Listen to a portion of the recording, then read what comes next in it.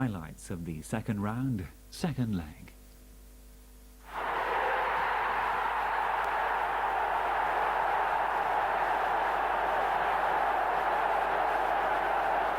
Soccer Night, in association with Sports Division and Umbro. The winning team.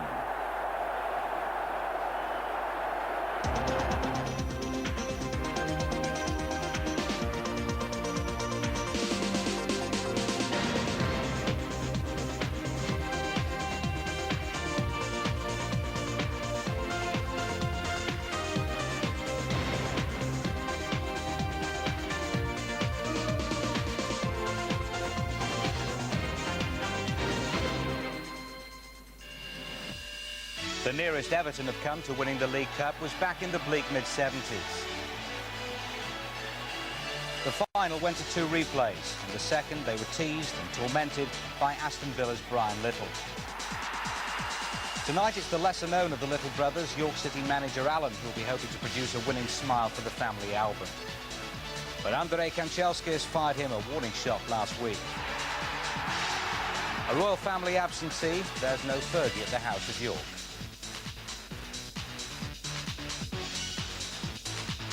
George Graham was the first to say thanks, but no thanks to Manchester City's main man Francis Lee. Howard Kendall wasn't really given the opportunity, and Dave Bassett did a U-turn, leaving Asa Harford to carry on regardless at Mayhem Road. Along with Joe Royle, coincidentally, he was a member of City's last major winning team. That was the League Cup in 1976. Luck always plays a part in cup competitions. Remember Asa's '85 winner for Norwich. Another fall like that against Lincoln tonight, and he'd have no complaints. In one capacity or another, a further 6 North West managers have experienced the highs and lows of what's become known as Wembley's family final, and they've all got an even chance of figuring in tomorrow night's draw. See how they get on as well. A very good evening to you. It's phase 2 of the Coca Cola Cup second round. If needs be, there's extra time. Failing that, well, it's the old dreaded penalty shootout. And as always, Jim's our man on the spot. Well, York provided the major shock of last season and could do again, unless Everton come up with only their second win of this season. Here's John Helm. Everything's different tonight. The national press are here hoping to see an upset, and if it happens, they'll have a close-up view from the benches strategically placed for them on the touchline. Neil Tolson was a winner in the corresponding round last year for Bradford City against Nottingham Forest and scored last week at Goodison. Of the 4 pre-match doubtfuls, only Gary Hemsworth has failed to come through, so there's a timely return at left-back for Wayne Hall, whose groin injury has restricted him to just 30 minutes reserve team action all season. Gary Speed returns to Yorkshire for the first time since leaving Leeds United in the summer. He, of course, played in last season's final, but doesn't need reminding of the result.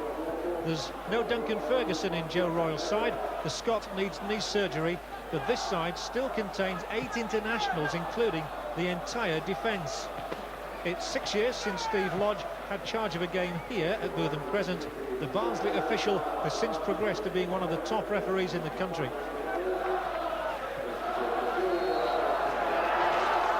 crowd of around 8,000 anticipated here. It's the first time Everton have ever played at Bootham Crescent. And in fact, York now only have to play West Ham United and Ipswich for the full set of the 92.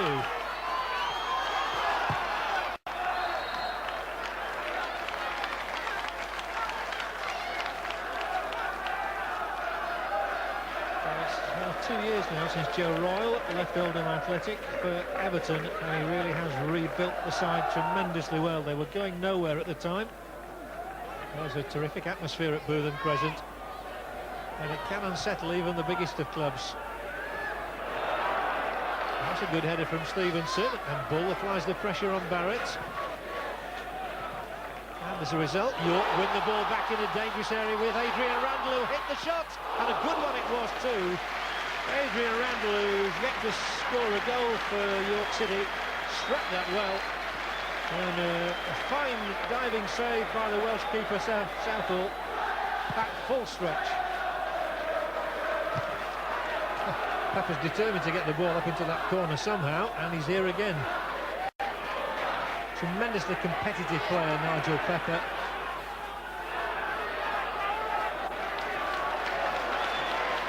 This is good work again from York. That's their job tonight to unsettle Everton. They've got the advantage of the away goal. And they can't afford to concede possession like that to Limpar, who straight away tries to pick out Kanchelskis, who may still get in here. It's Kanchelskis on the outside, and he whips it across. Oh. Well, he can't have missed the base of the upright by more than 6 inches. With Graham Stewart closing in.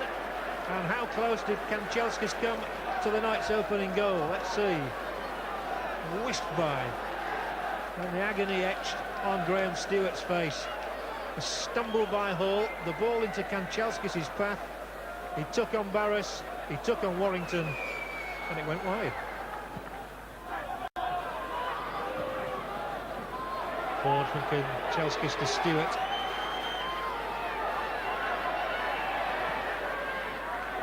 Parkinson.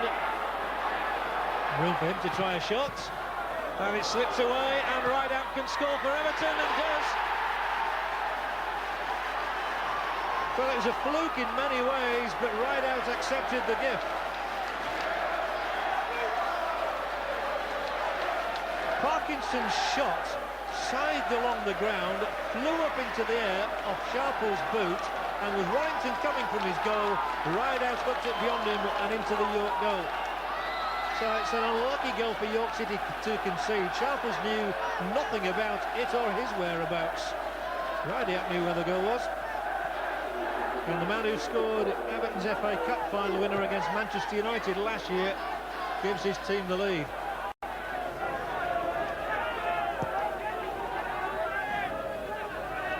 There's the long throw.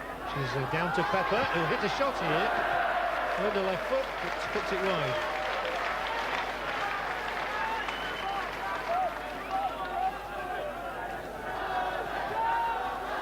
There's the long throw in, which can be disconcerting for defenders. Nigel Pepper wriggled into situation for the shot. Ball was wide. Well, there have been some major scouts here over the years. Aston Villa, Arsenal. They both lost it. Liverpool could only draw here. Manchester United beaten last season. So York now try to add Everton's scout to that list. As McMillan plies the ball in there, and Southall will have to be strong. He got the punch in. Stevenson can still cross the ball. Forward for Randall. Nice touch from Adrian Randall. They're queuing up in the centre. And there's the goal for York City. They get the equaliser through Neil Tolson. Delight around Bootham present. That's the celebration. Well, they're sitting down for it now, but they were all alert enough for the goal, which brings the tie all square again. And Adrian Randall takes great credit for this. Southall was struggling once he really flapped at that punch. But there was a lovely touch from Adrian Randall there, which took him into the clear. He whipped the ball back, and Neil Tolson rattled in his 3rd goal in 3 games. He'll be happier now.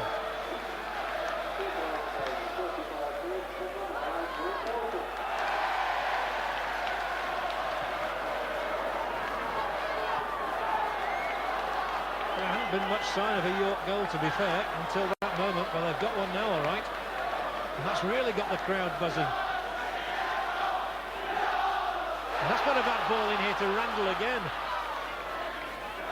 Randall's a clearly influential player for York City. One by Hall, Bull's underneath this one. Brings it down under the challenge.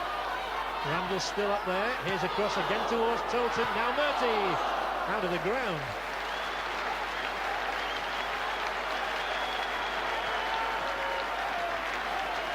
Well, Randall's having an inspired spell for York City. There's his cross again. Knocked away by Hinchcliffe, and too much loft from Murty. There's a real irony in Neil Tolson scoring, because he used to play for Joe Royle at Oldham Athletic before he was sold to Bradford City. Ball to take on Unsworth. Stevenson's charging forward, and Everton might be torn asunder again here. Stevenson must pull it back, and it's right across, and Stevenson's there again, and he whips it wide. Tolson was screaming for the ball into the middle. York could well have been in front. Stevenson always got the better of Unsworth there. Tolson was in a great position. Barrett stretched. Stevenson hit the rebound wide. Well, there they are. Express in the Mail and the Yorkshire Post. All there tonight in this unique position for them. They've had a good close-up view of some excitement. Limpar might give us some more excitement now. He's in position for the shot. And Andy Warrington made quite a lot of that, but it never looked like beating him. It's just a year now since Warrington made his debut, and what a debut against Manchester United. And he was tested that night, and he was tested there by Limpar.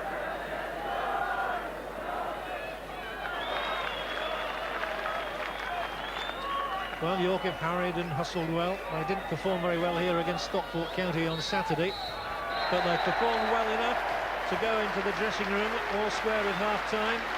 4 ride-outs after an unfortunate deflection by John Sharples put Everton into the lead. But Neil Tolson popped up yet again for York City. 3 goals and 3 for him. So at half-time here, it's York City 1, Everton 1.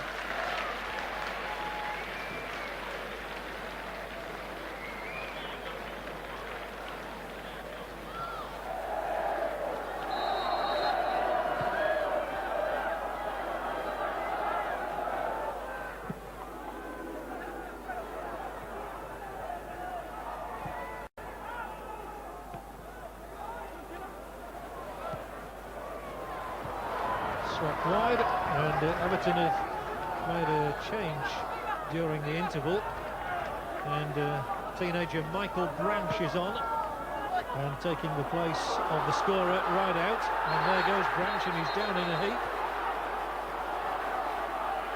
He'll only be 18 next month, so here is youth given its opportunity by Joe Royle. Joe Royle felt he had to do something. Rideout didn't quite look fully fit. He has been soldiering on with an Achilles problem.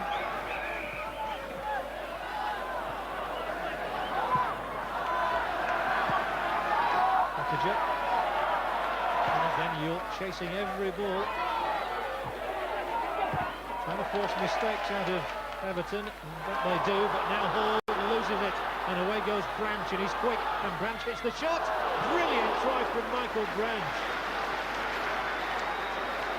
17 years of age, prodigious talent, much appreciated by those Everton fans who come across from Merseyside. Once he was in possession from Hall's slip, he was on his way, and what a lovely effort by Michael Branch. Pepper for York, 1-1 the score, 2-2 on aggregate. The ball through for Tolson, he can hit one from here.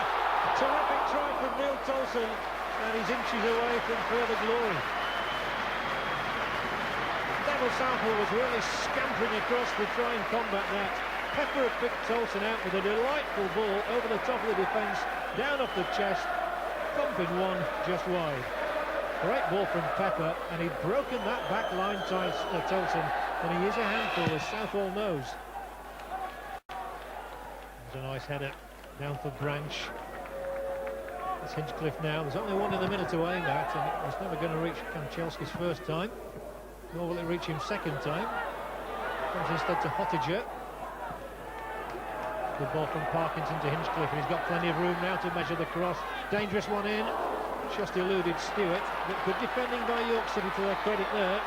And Tolson has pulled away, and he was onside, and Stevenson's onside as well. And Pottinger has to backtrack, and Stevenson could get a second here. So unlucky, but it's got to be number 2. Gary Ball knocks it in. York in front.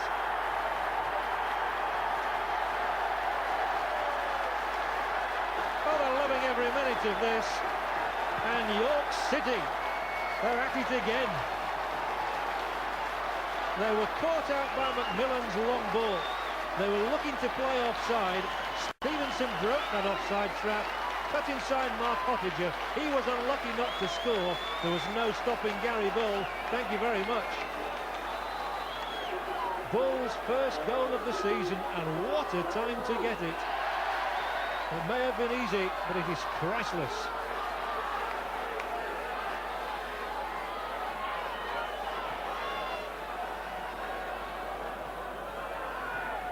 Strange to think Everton's season began so promisingly with a 2-0 victory over Newcastle. They're on the back foot again now.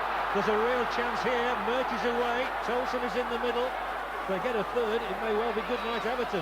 Murty will flick it back here for Pepper, who'll rattle it in. And Southall makes the save this time. But they were at 6s and 7s there, the Everton defence. And York could well have put the tie out of reach. Now at the other end instead, I wonder if that will be a crucial moment. Barris loses possession. Stewart with the cross. It wasn't a good enough cross.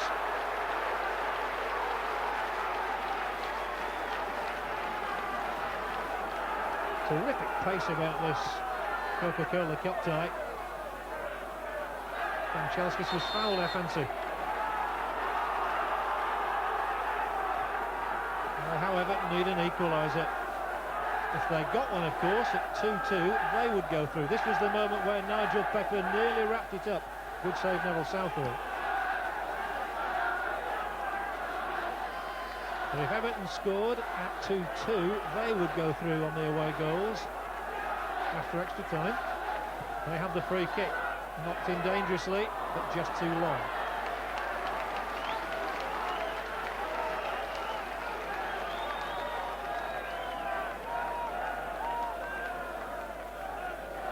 Nobody able to get a touch.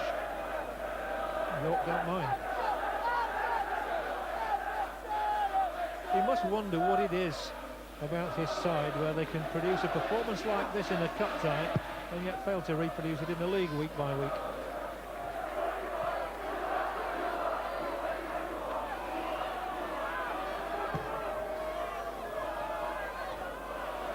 Stewart allowed it to run through.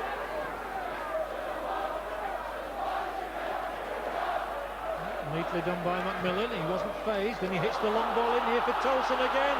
Can he finish it? Tolson with the shot! It arrows wide of the left-hand upright, and again Everton were caught out with the long ball out of defence, and they are like statues back there. Watch now as Andy Macmillan hoists this one over the top. Look at them. Everton trying to backtrack. Tolson lifts it over Southall, who was very relieved.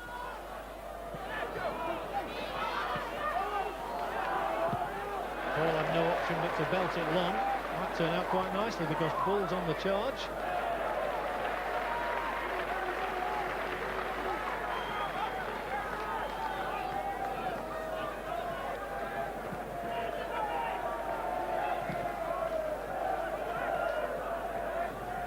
Now Branch. Oh, this might be very handy for Limpar. He's weaved his way to a good shooting position. Cracking try from Anders Limpar. And the deflection took it over the top of the York bar. Good job, it might have been in the top corner of the net otherwise. Let's see where that deflection was from. Was it Andy Warrington's fingertips? Good save if it was. Could have come off Sharples, but anyway, it's a corner. And it's everybody up for Everton, barring Southall and Barrett. And the keeper didn't come from his line, but it didn't matter. With Hottinger now. Hinchcliffe. And they've gone for the aerial route again, and they could suffer. No, Gary Speed gets his angles all wrong.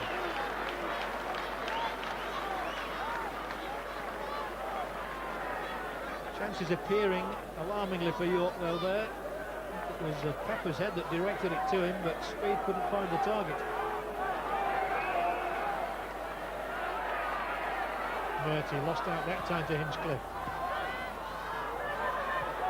Kanchelskis, here's a dangerous moment, and Andriy Kanchelskis, the shot kind of missed by more than a foot. It happened to him in the first half, it's happened to him here in the second as well.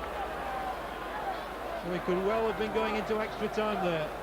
Bobbled wide. And remember, if Everton do score again and it stays at 2-2, Everton go through. And the pressure is on them, and here goes Bull.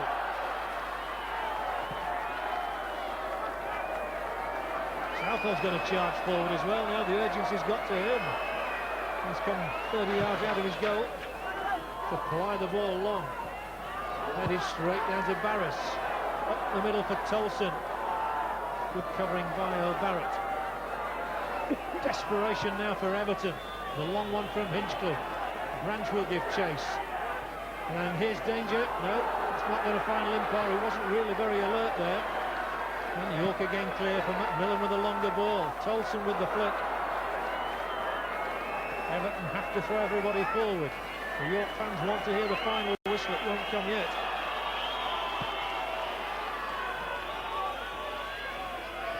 Off the head of the defender. Oh, and down he goes, and the referee looks. And no penalty given. Kanchelskis continues, confronted by Hall. Can Everton snatch a goal now? It'll be cruel on York if they do. Parkinson might get a shot in. No, he doesn't. Flapped away by Macmillan. Roars around Bootham Crescent. Well, another heart-stopping moment for York fans there. When Branch went down.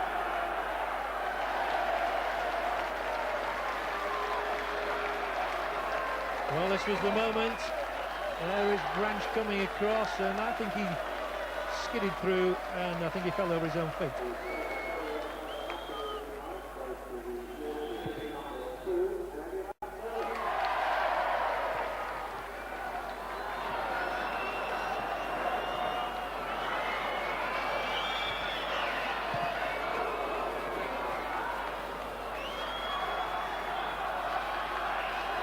Speed. All hands to the pump for York City again now. It's frantic down there. They want the throw in and they get it.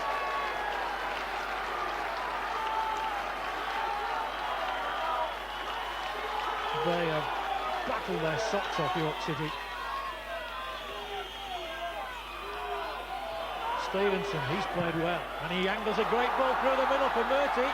There's trouble here for Hinchcliffe. Murty goes on and on and on and on and into the net. And York City are surely going through to the next round of the Coca Cola Cup. The name is Graham Murty. They've done it again. They believe they have anyway.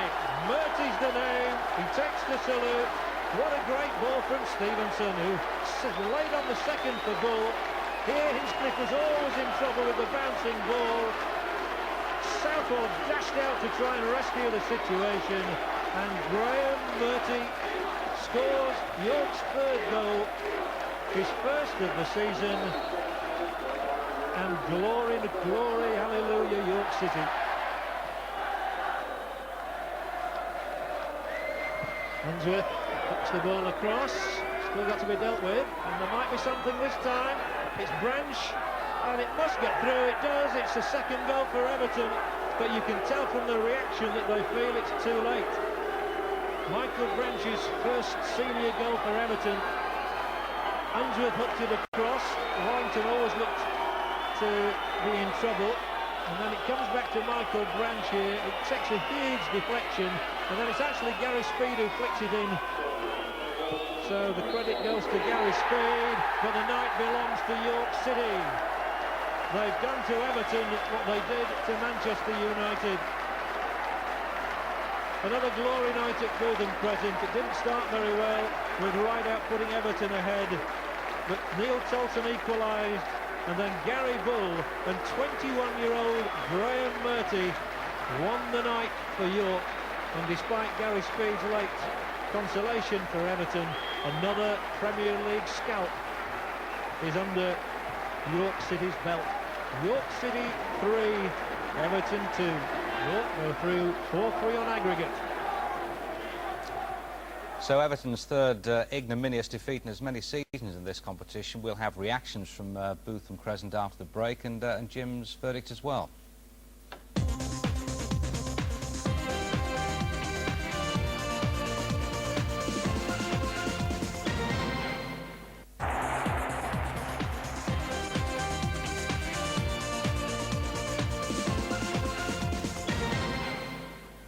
Welcome back. Manchester United last season, Everton this season. York City have got a curse on the northwest. Let's hear from the Everton manager, Joe Royle. He's talking to John Helm. Joe, what's the principal emotion after that? One of hurt or one of anger? Both hurt, anger, disappointment, puzzlement really. I mean, I heard our fans shouting what's going on, and I'm asking the same question. I mean, we've had a long chat in the dressing room, asking the same things, and the players are equally puzzled. From a season that started so full of hope, here we are now on a retrieval mission. Yes, you can beat Newcastle United, draw with Manchester United, but coming to York City seems a different proposition. Well, it's not just York City. There's been things in recent games which have disappointed me. There have been changes. There are strong people missing tonight, but we must never make that as an excuse. Yeah, we won it in style. Again, they've gone for it. You know, they've left four at the front all the time. You know, we've got them on the counter quite a lot. But to be fair, I think we front two ran them a little bit ragged, the two centre-backs. They've had changes there, and I think that was the difference tonight. You know, we've caused them problems at the back. We two wingers have done ever so well as well, but obviously it's the whole team, isn't it? Well, they played well tonight. I mean, they will have been surprised how much room they had to play from a Premier League side, stuffed with internationals. But take nothing away from York. That's not damning them with faint praise. They scored their 3 goals. They could have had more, and they deserved it. Well, Joe's always honest in defeat, Jim, but I don't think I've ever seen him quite so perplexed or puzzled as that. Well, I think that's the worrying thing, isn't it? I mean, mostly managers can work out where it's going wrong, but Joe Royle can't quite figure it out at the moment. It's a very brave admission, actually. Well, it is, and I mean, I think it's a collective thing. I don't think you can pick on individuals. I think collectively Everton have gone downhill. As they said, a great start to the season, but ever since, really, it's going downhill fast. And a great start to this particular match. I mean, the one thing you want to do is score quickly, which they did. In tricky games like this, get the first punch in, and they had to weather some early pressure from York, who came at them. And the goal, I don't think Paul Rideout hit it that great. I think he actually mishit it slightly, avoided the goalkeeper, found a corner.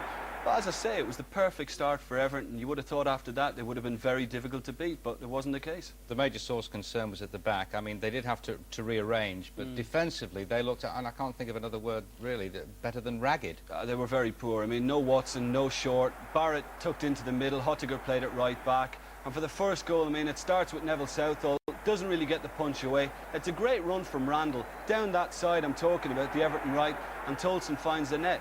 And this again is embarrassing. It's a long ball over the top, over Hottiger. They kept doing this all night. Stevenson's onto it. Hottiger just doesn't get close enough.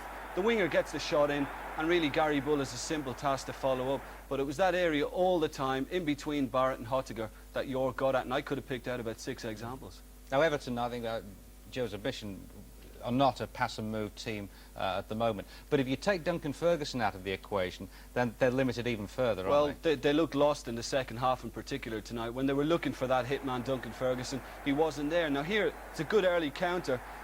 Branch is picked out, plays it inside. It's not a great ball, not a good ball from Stewart. And when we freeze it here, look how many players York have got behind the ball from what looked like a quick Everton counter, and their passing wasn't sharp or incisive enough all evening long.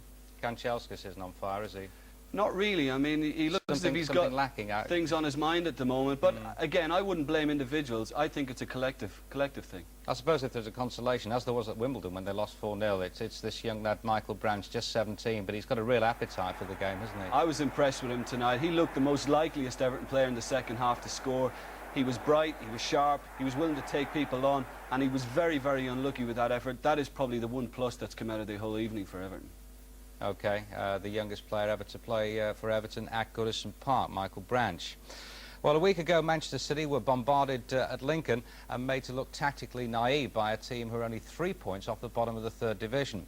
Now, when you play a team managed by John Beck, it's pretty obvious what to expect, and it left City with a 4-1 deficit to overcome at Main Road tonight. Their 2 loan signings, Darren Wassell and Eddie McGoldrick, both starting for the 2nd time, and Georgie Kinkladze passing a fitness test. He also in the starting 11. Now, we join it at the start of the match, and the commentator is Gary Bloom.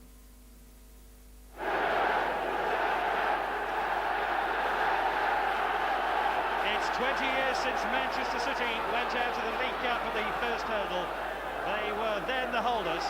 Remember, they need at least 3 goals tonight to take them through. And here's Dickoff with an early shot on goal. And expect that sort of City pressure throughout the 90 minutes. And who knows, even extra time. Paul Dickoff, costing for £750,000 from Arsenal, looking to get City off to a quick start. McGoldrick. Dickoff towards Dickoff. Still Dickoff. The ball seemed to get stuck under the feet of Paul Dickoff. He was determined to get his shot in on goal, although it didn't really trouble Barry Richardson. Check. Mistake has let in Ainsworth. Boss is calling for the ball, and he's a mark down the middle, and that was a very disappointing cross by Ainsworth. A simple pass inside would have released. He's Boss, and here is Boss, and he scored! What a mistake!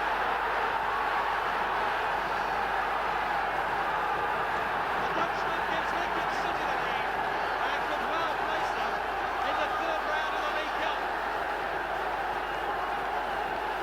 And City, the authors of their own misfortune. Ainsworth had completely mishit this one. There should have been a routine clearance here by Manchester City. Kit Simons kept back inside, ricocheted off Martin, and Boss with the easiest of tasks makes it 1-0 on the night to Lincoln. 5-1, Lincoln City now lead on aggregate. Lomas. Rossler, knocked off his feet by Whitney. And then Michael Brown went pushing number 8, Terry Fleming. Somerville with the free kick. It's a good free kick too. Frontsek. Good idea. Drove it into the heart of the Lincoln City penalty area, but nobody on hand to get to the ball before Barry Richardson. Good idea by Frontsek. Somerville.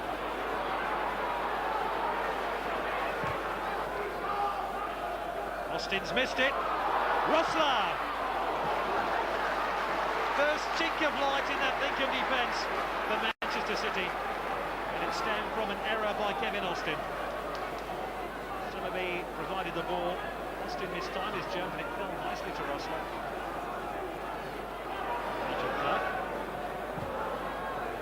Dickoff. King Clancy, Frontsek is available to his left. Dickoff's waiting in the middle. And that goes for a corner kick.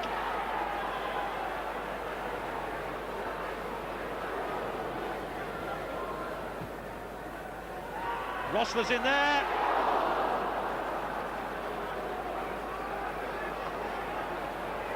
Manchester City have another corner. Rossler desperately close to pulling a goal back. In fact, I think it came off Austin.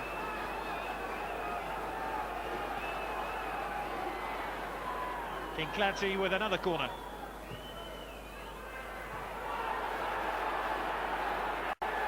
Oh, that's a disappointing clearance by Whitney. Simons. King Clancy now. He's passed Hone. And again. Clough. Simons. Right into the midriff of Grant Brown. That'll have knocked the air out of him, but it won't have knocked the confidence out of Lincoln City.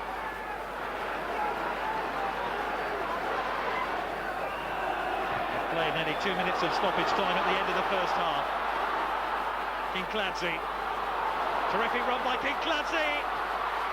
Oh, and he tried to side foot the ball wide of Barry Richardson in the Lincoln goal. First incisive run here by the Georgian. Away from Hone. Just couldn't place his shot wide enough of the Lincoln goalkeeper. What a champ though. Ainsworth. Who runs straight through the heart of the Manchester City defence. I'm not sure he was passing to. I suspect himself. Oh, that wasn't a bad attempt by Ainsworth. He was slightly ahead of the rest of his teammates. It seemed like one of his few options here. Dickoff. Rossler. They just won't go in for Manchester City.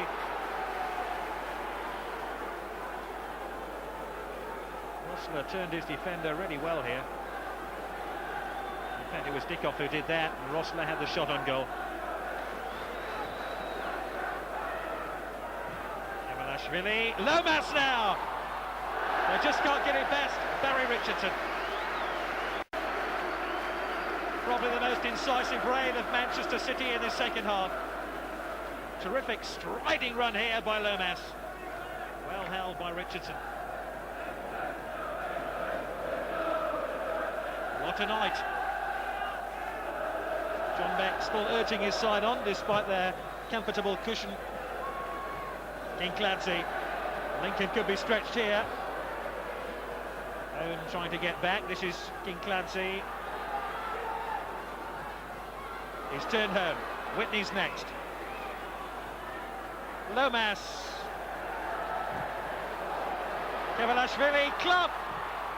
They still can't beat the goalkeeper. What a scramble. Appeals for handball, turned aside by the referee.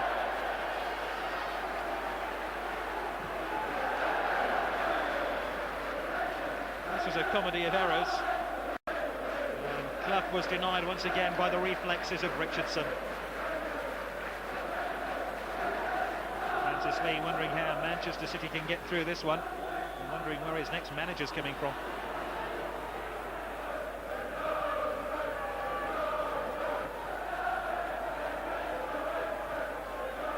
Kevalashvili, Kincladze, Kevalashvili, there's your man of the match.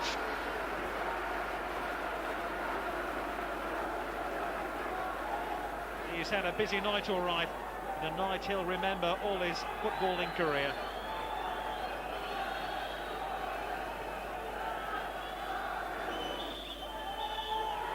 It's Lincoln's greatest act of giant killing in nearly 30 years.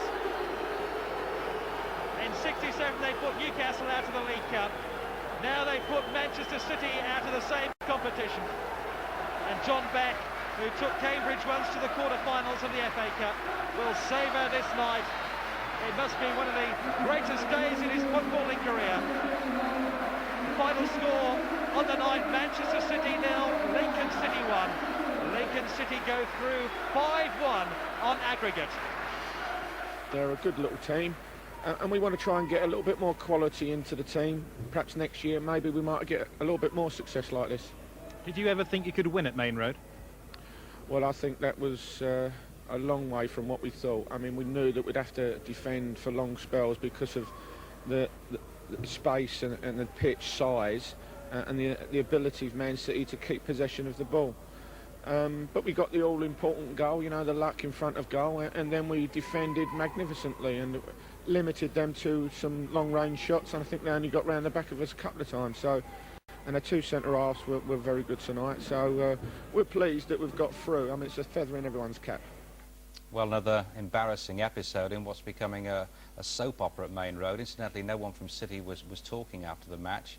I suppose in some respects, Jim, you know, you can't really blame them. I mean, keep a low profile, I would think, is the order of the day at the moment, isn't it? Absolutely. I mean, okay, it was pretty bad tonight, but I mean, I think when you look at the problem in general, I think it's money. I think money's the root of their problem, and they've let so many experienced players go, like Coton, Phelan, Flitcroft, Curl and Quinn.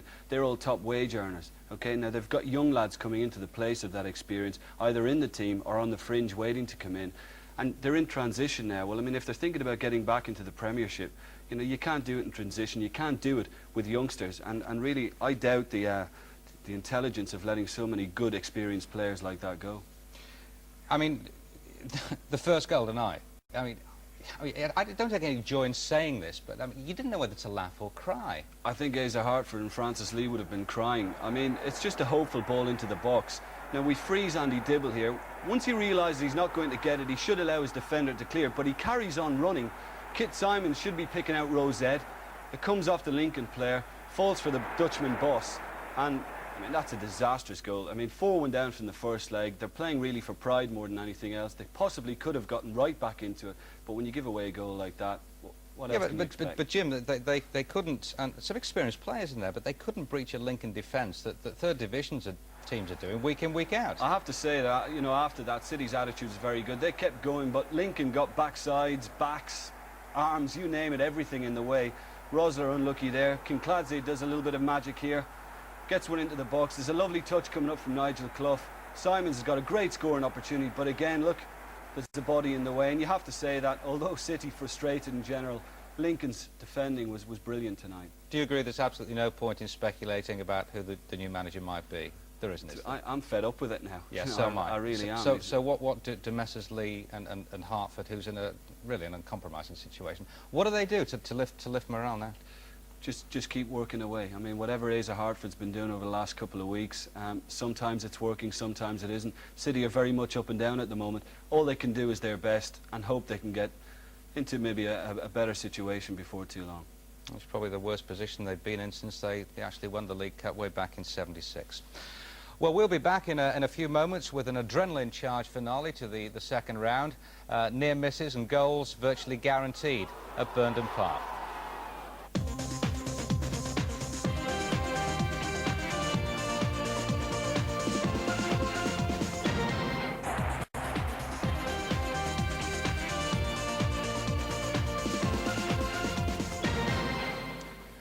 Welcome back. It's the fourth time that Tranmere and Oldham have met in the League Cup over the past 5 years, Jim.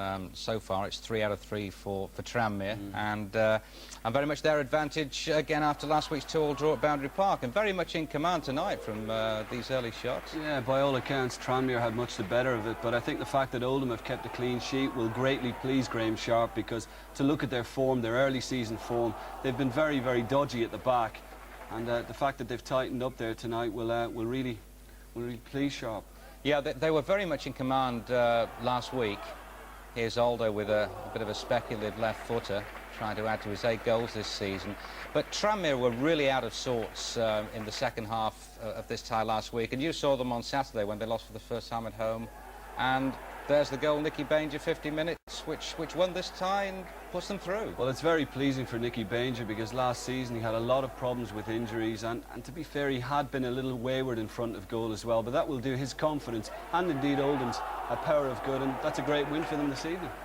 And it certainly looks as though Graham Sharp's luck has changed. The Oldham manager has been lamenting a lack of luck over the past few weeks. Well done to them. Well, now to Blackburn with a 2-1 advantage over Brentford, the second division leaders, who are so far unbeaten in the Nationwide League. There are certainly no pushovers. Here's Mark Alderton. Blackburn, putting their poor Premiership performances behind them, were full of running and neat passing and worked hard to break down a well-organised Brentford back four. Chris Sutton's through ball was picked up by the lively Kevin Gallagher, whose well-struck shot beat Brentford's Kevin Dearden but hit the bar. Rovers continued to push forward and create chances, and their hard work finally paid off. Chris Sutton's chip come pass was neatly dispatched by Kevin Gallagher to give Rovers a 1-0 half-time lead. After the break, Blackburn picked up where they left off, crisp and direct interchanges and plenty of movement. And in the 74th minute, Lars Bohinen's perfectly judged cross was met by Tim Sherwood to ensure a safe and secure passage into the next round. Just the league to sort out now.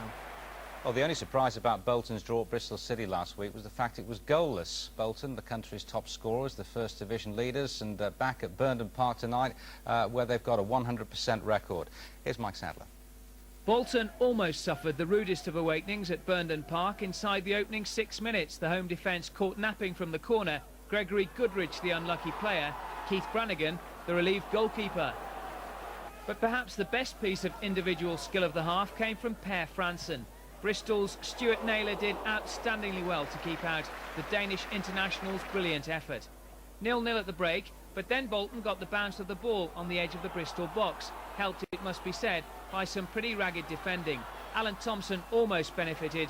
John McGinley made sure he did. 1-0, McGinley's 3rd goal of the season.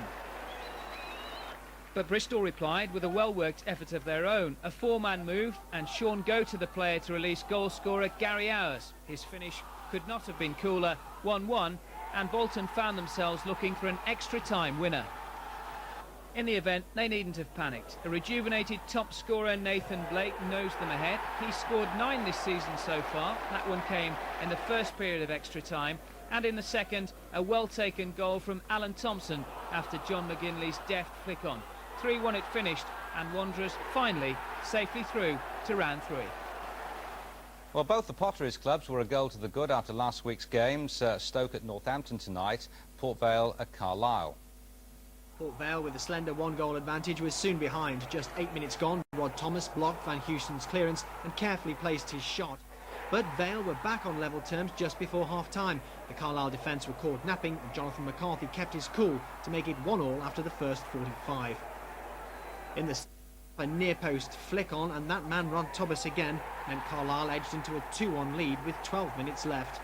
After the celebrations were completed, Carlisle went in search of another, but the Potteries club never looked beaten and booked their place in the next round with a flowing move, and a Lee Mills' powerful header made it 2-2 on the night and 3-2 on aggregate. Meanwhile, Port Vale's First Division neighbours Stoke City, also with a 1-0 lead, travelled to Northampton. That advantage looked to have survived until the 89th minute. The Stoke defence failed to clear, and the botch attempt resulted in a John Gale own goal.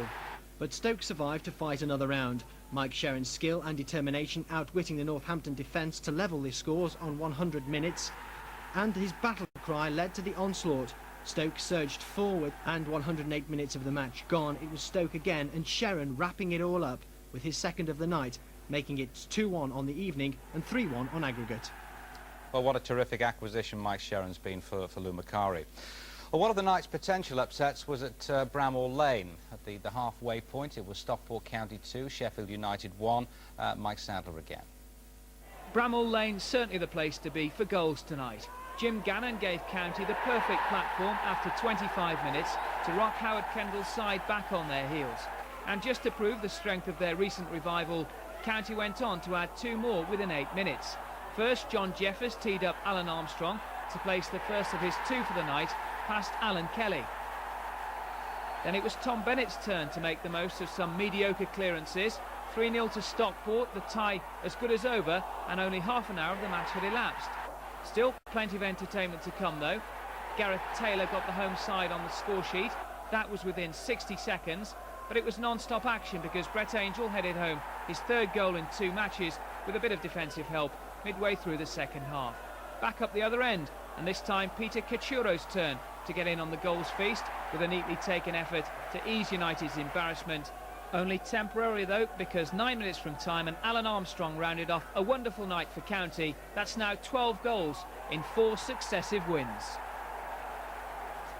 That's extraordinary, Jim, isn't it? They went the first 6 games of the season only scoring once. Well, it's incredible, isn't it? That was their problem early on, but the likes of Brett Angel, who's on loan, didn't play tonight, and Alan Armstrong back in the goals. Fabulous result. I thought they could possibly do it, but certainly not by that margin. Unbelievable when you consider Sheffield United won at Wolves on the weekend, so well done to Dave Jones and the boys. He's really turned it round.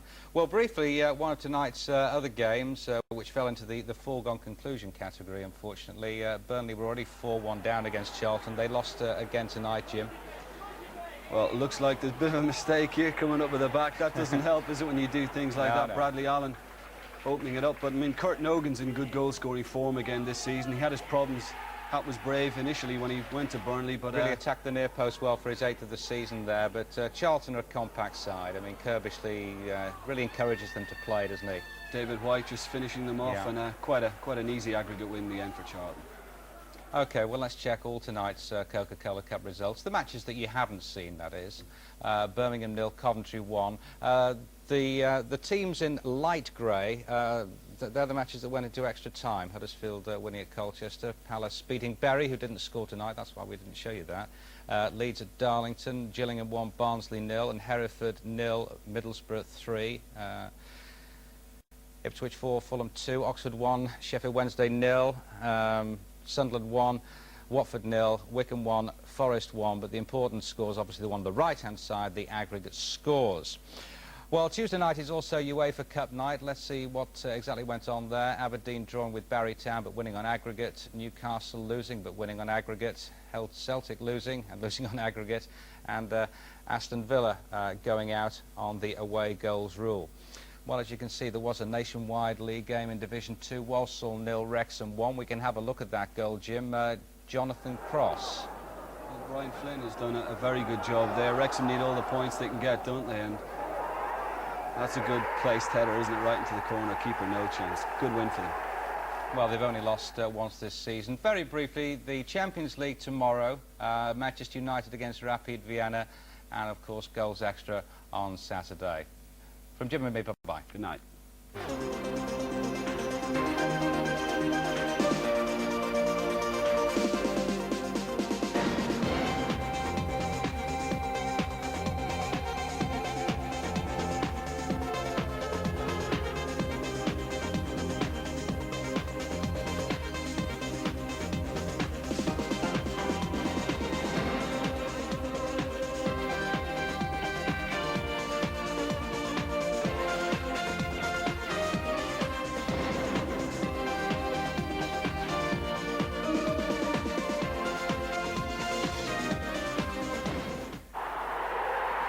Soccer Night, in association with Sports Division and Umbro.